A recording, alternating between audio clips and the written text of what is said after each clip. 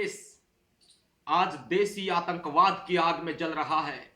यह जातिवाद की आग जो सदियों से चली आ रही है, यह आग आजादी के बाद भी, देश का स्वतंत्र संविधान होने के बाद भी नहीं बुझ पाई है। रोजाना बहुजन समाज पर, अनुसूचित जातियों पर भयावह अत्याचार हो रहे हैं। सरकार इनको रोकने की कोई कोशिश नहीं करती, बल्कि आरएसएस के माध्यम से और अन्य संस्थाओं के माध्यम से इस आतंकवाद को, इस देसी आतंकवाद को बढ़ावा दिया जाता है। गुजरात का वो कांड, हमारे बहुजन समाज के लोगों की चमड़ी को उधेड़ा गया, कौन भूल सकता है।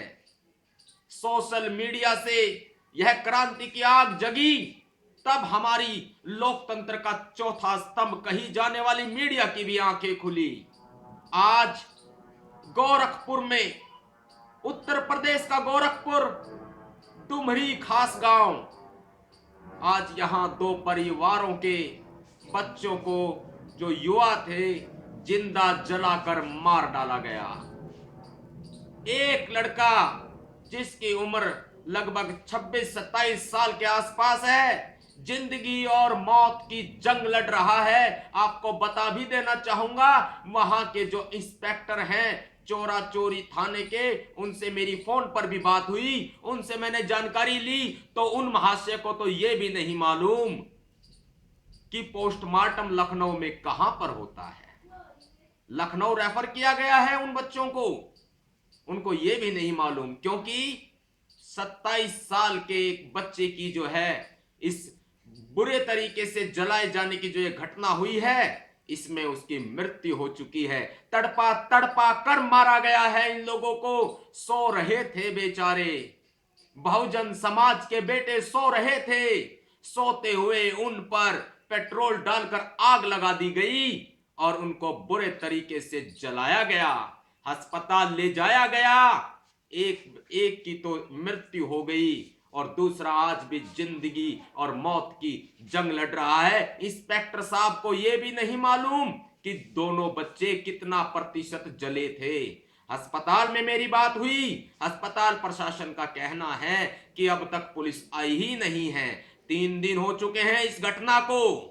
कब तक सहेंगे हम, कब तक बर्दाश्त करेंगे। और मैं अपनी मीडिया को भी मैं कहना चाहूंगा, आज मीडिया कहती है लोकतंत्र का चौथा स्तंभ, मैं कहता हूं डूब मरना चाहिए मीडिया को। इतनी बड़ी घटना हो गई, समाज के लोगों को जलाकर जो है वो अस्पताल पहुंचा दिया गया और एक लड़का जो है बेमौत मारा गया, तड़पा तड़पा कर मारा गया। दूसरा लड़का जिंदगी और मौत के बीच जूझ रहा है। लेकिन हमारी मीडिया जो दिल्ली में बैठी है, जो देश के हर इलाके में बैठी है, मैं कहता हूं हमारी मीडिया, कभी तो आप लोकतंत्र का चौथा स्तंभ होने का फर्ज पूरा कीजिए। हम सोशल मीडिया से इस आवाज को बुलंद करना चाहेंगे।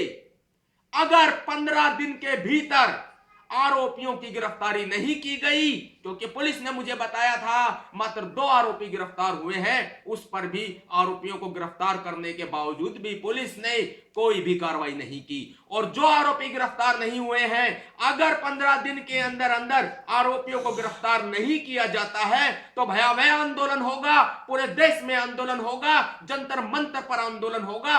और सिर्फ गिरफ्तार करने की बात नहीं, ये सरकार से हम मांग करना चाहते हैं कम से कम 1 करोड़ का मुआवजा, 1 करोड़ रुपए का मुआवजा जो है पीड़ित परिवार को दिया जाए, पुलिस सुरक्षा उनको दी जाए। और यहां तक बात नहीं बनेगी, यह अत्याचार क्या यूं ही होते रहेंगे? क्या हमें यूं ही मुआवजे मिलते रहेंगे?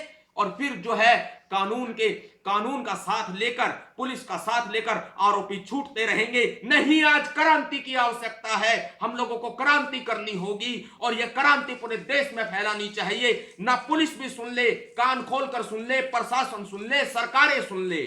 बहुजन समाज जिंदा है, बाबा साहब के संविधान से जिंदा है, संविधान को भी हम आंच नहीं आने देंगे और ना ही हम इन अत्याचारों को सहेंगे। हमारी बातों को कान खोलकर सुन लिया जाए, अत्याचारों को हम बिल्कुल नहीं सहेंगे। और साथियों, मैं आपसे गुजारिश करता हूं कि इस क्रांति के इस महाआंदोलन में ज्यादा से ज्यादा बढ़ चढ़ के हिस्सा ले। हमें एक क्रांति तैयार करनी होगी, पूरे देश में तैयार करनी होगी। यह गोरखपुर का कांड जो है, जो किया गया है, इसके खिलाफ जितनी ज्यादा हो सके आवाज को बुलंद कीजिए। हम नहीं बख्शेंगे, बिल्कुल नहीं बख्शेंगे। अत्याचार बहुत हो चुके, अब सहना हमारे बस की बात नहीं। और हम कहना चाहेंगे, अगर अत्याचार नहीं रुके तो कल को यह बात ना हो जाए कि समाज हथियार उठा रहा है। हम बाबा साहब के रास्ते पर चलने वाले लोग हैं, हम तथागत बुद्ध के रास्ते पर चलने वाले लोग हैं, लेकिन हमें छत्रपति शिवाजी बनने से, उधम सिंह बनने से भी कोई रोक नहीं पाएगा। ये क्रांति की आवाज है। जय भीम, जय भारत।